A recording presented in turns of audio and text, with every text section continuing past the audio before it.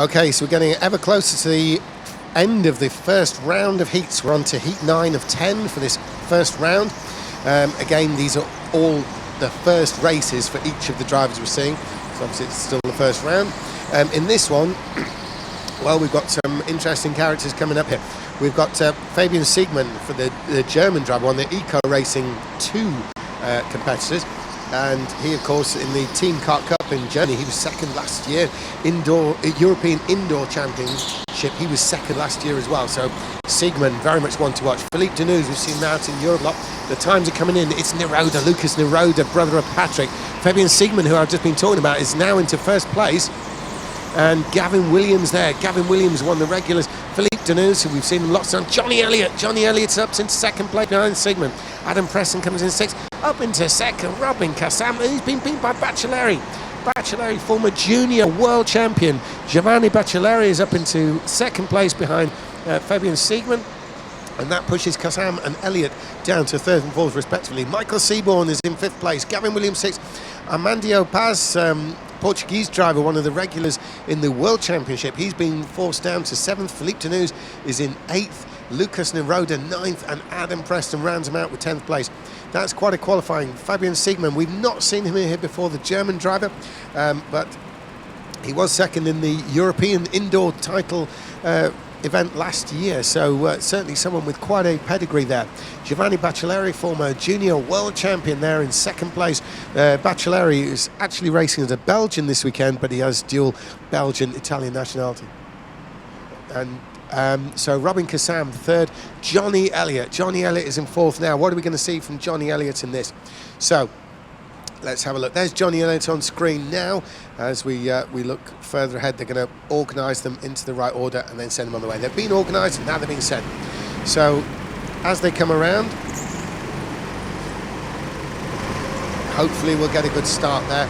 They're all nice and close. It's looking good. They've been given the green, and the start is good, and there's away they go.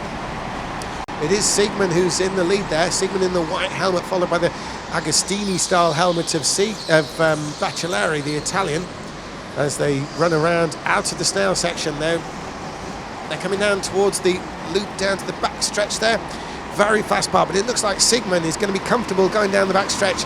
As they head down the back stretch there, it's still Siegmann from Baccelleri with Robbie Kazaam and then Johnny Elliott. Now, what can we say about Johnny Elliott? Part of the Squadra Furio team, that's with Brad Philpott, the series organiser. And, of course, Johnny has had a cracking year himself. He's running fourth here. He has got high hopes. He's hoping to definitely make the final here. And he's got the potential to do it. Over the years, varied performances from Johnny, but he's really settled down. Apparently, he was saying yesterday that he's really been working on the mental aspect of his game, and he is a champion this year already, is Johnny Elliott. And of course that was in the one of the absolute karting championships. In the pits, we've got Philippe Deneuve, number 14, in the pits, pitting out the mid-pack, obviously inspired from what we've just seen in the last two races. Yes, it's worked the last two occasions for Shepard and Conor Marsh, and we'll see if it works for Philippe Deneuve in this one as he accelerates back out onto the track. Now, the big question is that has he actually got the speed to justify that? Because the real benefit of the early pit stop is if you feel you're being held up. And so Deneuve obviously feels he has been, and another one in. Yep, that is number 15, which is Lucas Niroda. I think is pitting to cover off Deneuve, and it's going to be very tight between the two of them. We're getting tight pit battles ready, and Deneuve has just got him, so Niroda comes back out in 10th. Yeah, Deneuve would have been seeing Niroda coming out of the pit exit there and really keen to get ahead. Obviously, Deneuve had momentum on his side. Niroda building up. We've not seen a pit stop from the lead drivers though. No. And to be honest, there's not any reason to, by the looks of it. No one's being held up. Even Baccelleri, I don't feel, he's not really going to think he's got any advantage by coming in now. He just leaves himself open to struggling with people. We saw Bradley Shepard almost came unstuck. If you remember how close it was for Bradley Shepard when the others came out of the pits, and yet he was caught behind Phil Pryor for a while, so it nearly didn't work for him. So I think if Baccelleri was to come in now, he would be opening himself to that same risk. Probably too big a risk to take. Okay, so they put another lap in there. And we have in number the pits 13. there, Carl. That is Gavin Williams, number 13 in. So let's see how he feeds in with the previous two pitted. It's another early pit stop. I think he's going to come out comfortably ahead of both of them. So that's into 7th place. Absolutely, that's Gavin Williams. He's under pressure from Philippe Deneuze. Deneuze is going to try and pass him. He's looking in the snail area, but Gavin Williams has got it covered. Gavin Williams, who was third in the O plate, the BRKC O plate, effectively the summer championship, if you like. And Gavin Williams is now under massive pressure as they enter the backstretch from Philippe Deneuze. But meantime, up the front, that's Fabian Siegmann. And there we are looking at Deneuze and Gavin Williams down the bottom there.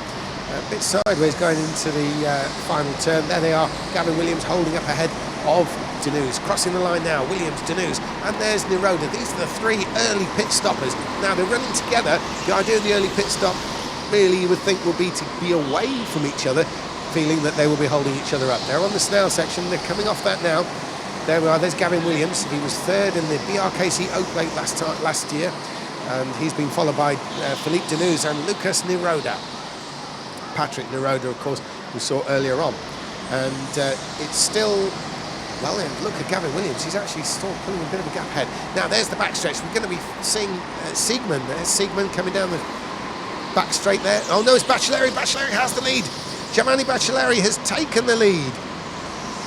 So, Giovanni Baccelleri has taken the lead from the German Siegmann, and Baccelleri now is up at the front. Now, the big question is, can he pull away? He's obviously got the lead. Can he do something with it? Siegmann, of course, is going to try and stay with him and possibly even take the lead back. This is good news for Johnny Elliott running in fourth, because it stops them pulling away. Any overtaking manoeuvre always costs a little bit of time. Johnny Elliott there in fourth place, going to be keeping a good eye. He, as I said, he has been working on the mental aspect of it, trying to stay cool and calm, because to be fair, when we've seen tactical errors in the past and just random things going wrong, but Johnny Elliott's into the pits. Here he comes. Yep. So Johnny Elliott comes in.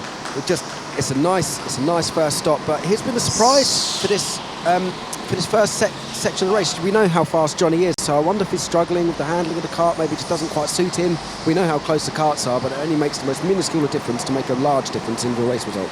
Doesn't it just? And Johnny Elliott's got away with it, though. He's looking good there now. That was an interesting pit stop. It does keep him clear of Gavin Williams, Philippe Deneuze and Lucas Niroda. So Johnny Elliott pitted out of fourth place there, and he's ended up ahead of those other earlier pit stoppers, which is pretty crucial. Now Baccelleri continues in the lead with Siegmann coming under increasing pressure from Robbie Kazaam. Robbie Kazaam, we've seen him many times. Baccelleri and Siegmann are new to us here at the BRKC, but they're the ones leading the way. There he is, Giovanni Baccelleri in front from Fabian Siegmann, and there is Robbie Kazaam. Well known at the circuit here is Robbie Kazaam, and he's surely going to be trying to make a move soon. Now there is Baccelleri, there's Siegmann, and here comes Kazaam. Neither of them pitting, the three leaders. Kyle, I can't see any of those three coming in anytime soon, can you? No, and actually, again, another surprise is Robbie Kazaam. Like his previous results in BRKC have been 55th and 54th, and he's made a massive jump up in his pace. He was really fast yesterday, and now he's absolutely breathing down the neck of the leaders. If anyone's going to pit again, you would expect it to be Kazaam in third, because he's got the least to lose out of this top three, but it's going to be interesting to see who pulls up in first. Absolutely, he was having a look there at Siegmann, the German, in front of him, but there was nothing really going. So he's obviously got some intention, and he obviously feels like he's got some speed. If he felt that he was barely hanging on, he probably wouldn't be trying to make any sort of moves. But he certainly did have a look at the end of the backstretch on the German Siegmann in front of him. And in fact, they're heading that direction now. So here they come on screen down the backstretch. That's Baccelleri in the lead with the Italian-style helmet. Oh, and a bit of a move there from Siegmann, which didn't come off. Good news for Kazaam. Another good thing to note here, well, a good thing for us viewers, is Johnny Elliott is in clear air, so it'd be interesting to keep a close eye on his lap times, because he's in complete clear air, especially if these leaders start battling, he could jump them all. Absolutely. Now Johnny Elliott has just crossed the line. He's among the fastest, but he's not the fastest. Siegmann, who is in second place, is actually the fastest. But Johnny Elliott, just on the screen there, into the snail section, he's the one who is among the fastest. He's the one we're looking for, because he's the earliest. Siegmann's just taken the lead again. Baccelleri has lost the lead to Siegmann. Siegmann's got him back, and the lead swapping between these two, and Kazaam's still there in fourth place, watching brief. Now the question is if these two are going to be passing and repassing each other, can at some point Kazaam get his nose in there? Because Kazaam will want nothing more than to benefit from some kind of failed move from these two ahead. They are very close, they are very competitive, these two, as Siegmund continues round. Bachelari is just staying with him. Don't expect any stops on this lap from these three leaders, as Bachelari continues to chase Siegmund down. He's lost the lead to Siegmund. Bachelari is the kind of driver who's going to want to take it back. Bachelari is not known here, but he is pretty well known out in Europe. He actually is a double world champion. Back in 2012, 2013, when he was still in the junior ranks, he was the world champion. He won it in 2 consecutive years.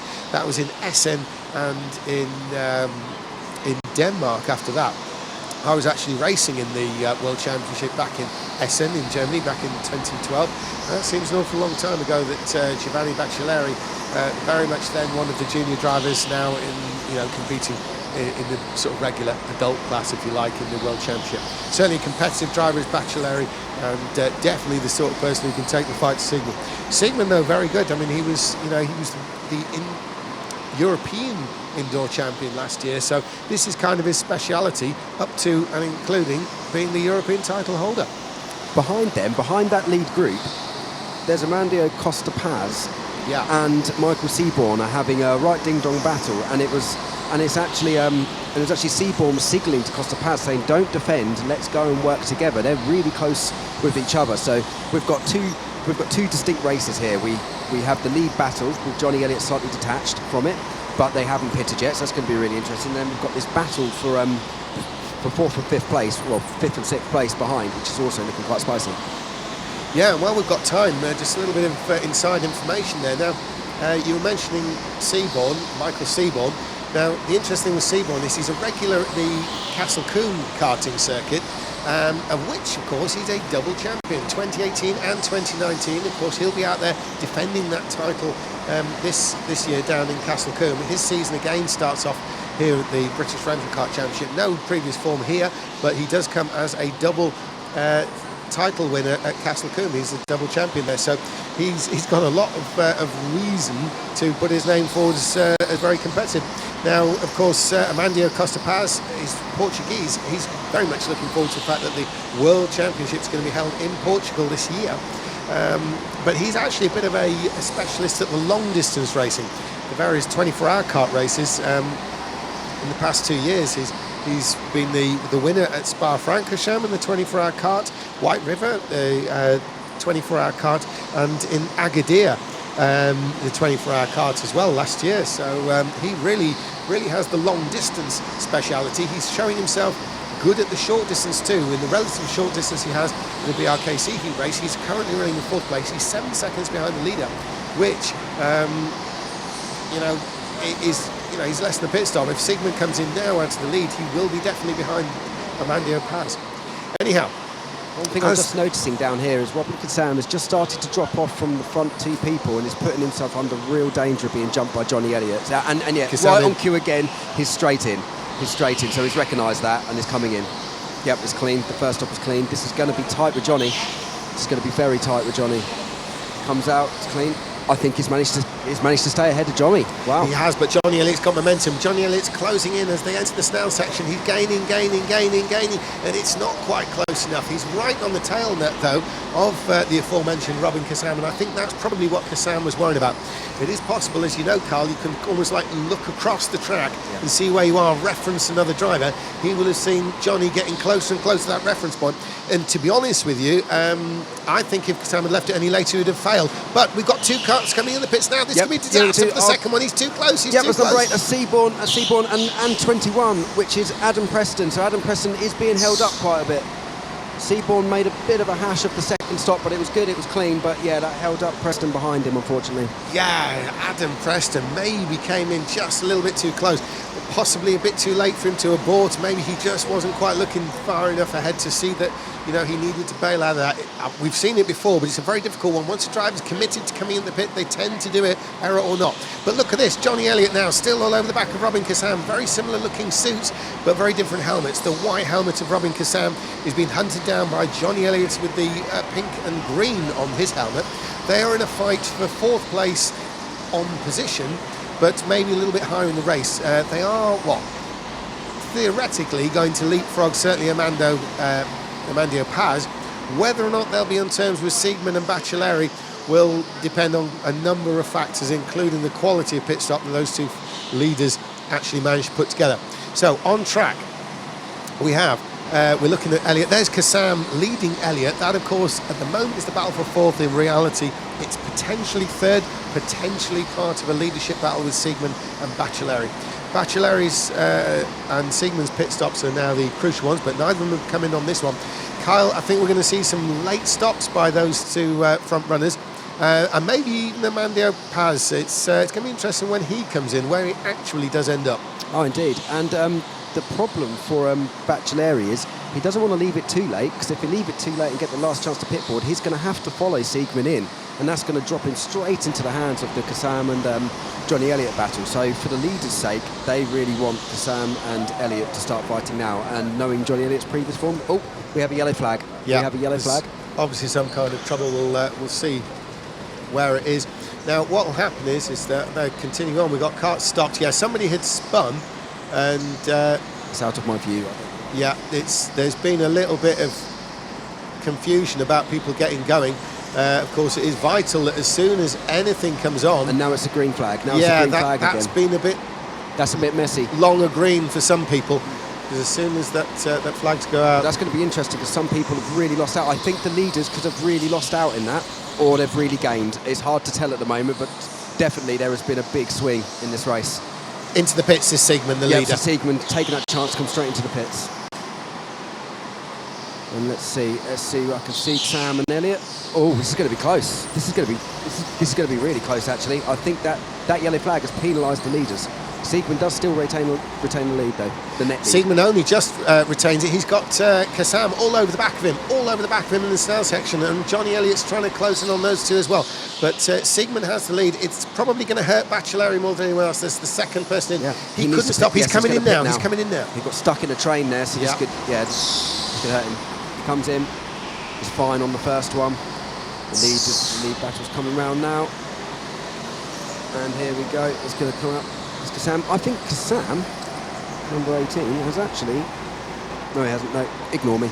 Unbelievably, it looks like Baccelleri has come out with the lead, because he was boxed in more ways than one, because when he came into he couldn't pit because the then leader, which of course was Siegmann, had actually pit in front of him. He couldn't make a stop. He was too close. He had to pit second. But Siegmann and Kazaam changed position in such a way that it held them up, and that has given the advantage to Baccelleri. So Baccelleri, far from coming out of this in trouble, has actually got into the lead. In all of the confusion, this has benefited Baccelleri. So probably having felt that he'd been a bit stitched up and stuffed up in all the confusion, he's actually managed to profit from it because of a move by Kazaam onto Siegmann. Now, that's held those two up, which gave Baccelleri that second or two. You've got another one in the pits there, Costa Paz is in the pits, number 9. Costa Paz is in the pits. Now he's going to feed out just behind Johnny Elliott, it looks like. So I think he's actually, I think that's worked out quite well for him.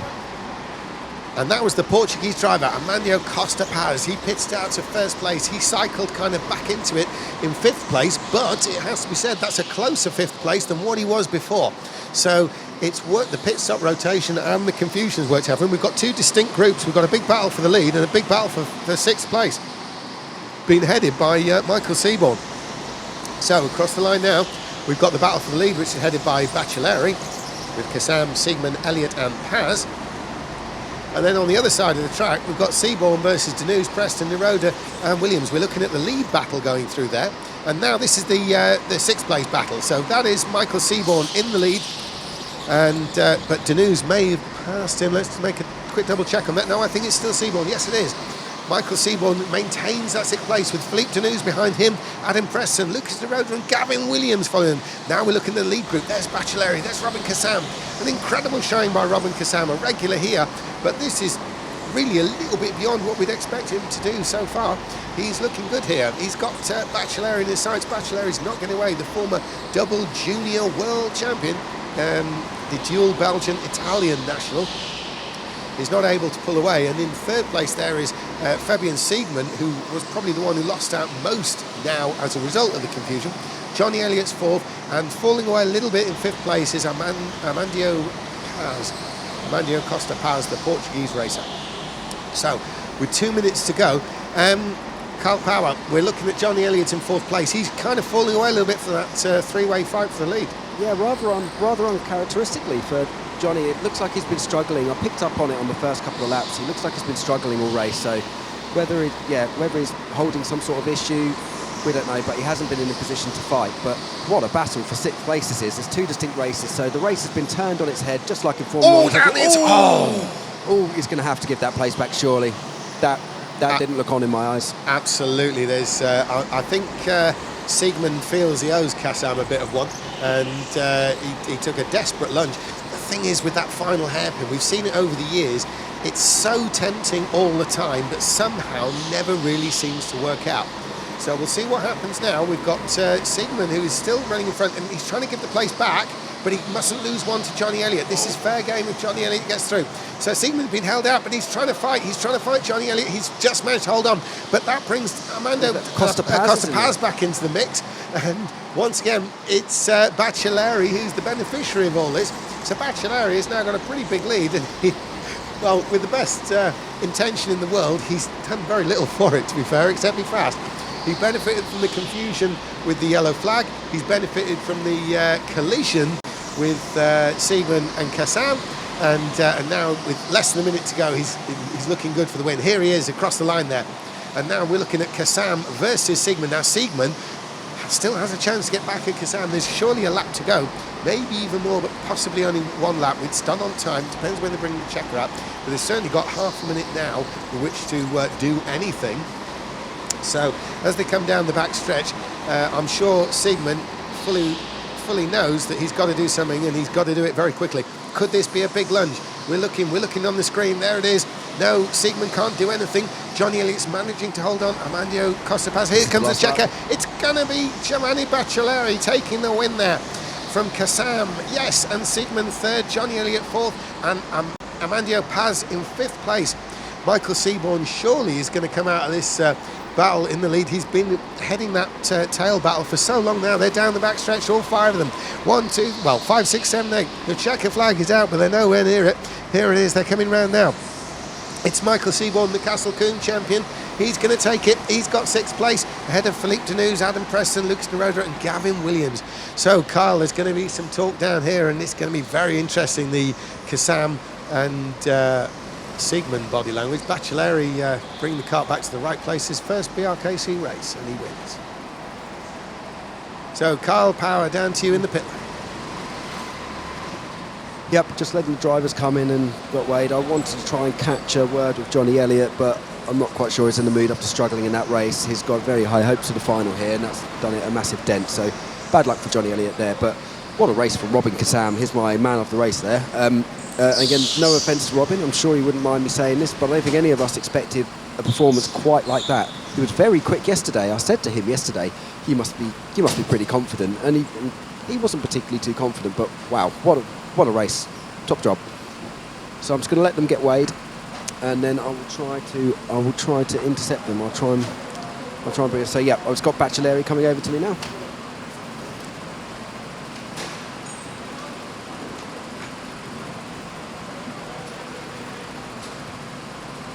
Okay, I'm just going to try and grab... Yep, it's just talking to the marshals now. I was going to try and grab... Okay, he's just going to calm down for a minute. I was going to go try and grab an interview with Gavin Williams, but he's a bit upset about something, so we'll let him calm down and grab him afterwards.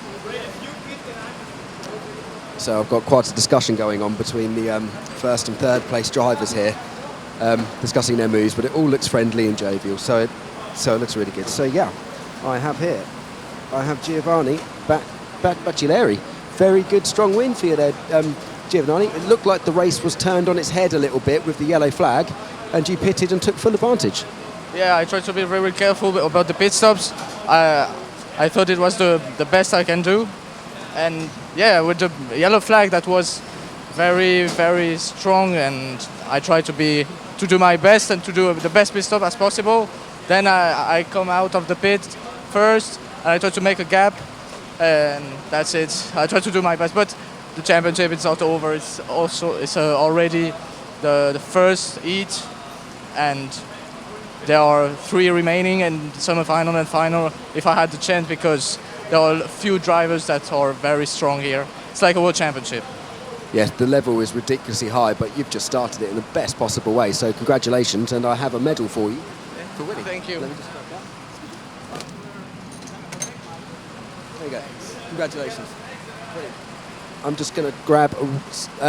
This is third place, Fabian Siegman here. So Fabian, that looked like it was a bit of rough and tumble. You tried a really hard, good move into the final corner here. You happy with third? I think it was okay that I had to give the possession back. So it was a really, really late move, and I was not really next to him. It was more from behind, so it was okay. Kind of disappointing for me, the yellow flag. Kind of brought some trouble to the race, and now I ended in P3. I thought I kind of can save my P1 to the finish, but it did not work. Maybe next time. Very unlucky with that. Sometimes it happens. It's racing, but so you pitted out at first, but ended up coming up third. So you and Giovanni, they were having a very good battle for the lead, and you just exchanged some words there. Was it all friendly? It was really friendly. It's always difficult to know, should I defend or should I not defend, because of course you're very slow when you always defend your position. And then for the pit stop, I thought it's clever to pit because there were so many back markers in front of me because of the yellow flag, and it really brought trouble. And but obviously it was the wrong decision, but it's still okay. Hard luck, better luck next time. And Robin, I'm here with it's a second place finisher, Robbie Kazaam. Robin, what a performance! Stunning pace, stunning race pace, and it looked like you put some good moves on someone there to snatch second. Yeah, I'm amazed about the position I got. Seeing the people on the grid today, like, I thought at best I'd at least get 5th, and then when I did my qualifying, I messed up going into the hairpin. So I was surprised going to get 3rd, and when that happened, I thought I'd just try and keep 3rd the entire race, and then there's just one opportunity to just overtake 2nd place, and then I got that, and then just held up for the rest of the race, like also trying to hold up Johnny Elliott as well. It was tough. Well, it looked like you had some stunning race, and what we were talking about yesterday obviously was true. You were looking very fast yesterday, and it's transferred over today, so let's carry that through, yeah?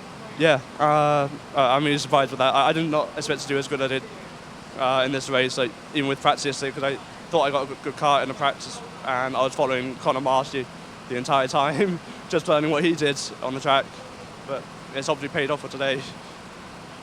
Okay. Amazing, Robin. Fantastic result, and I hope you can keep this form up for the rest of the title championship. Thanks. Brilliant.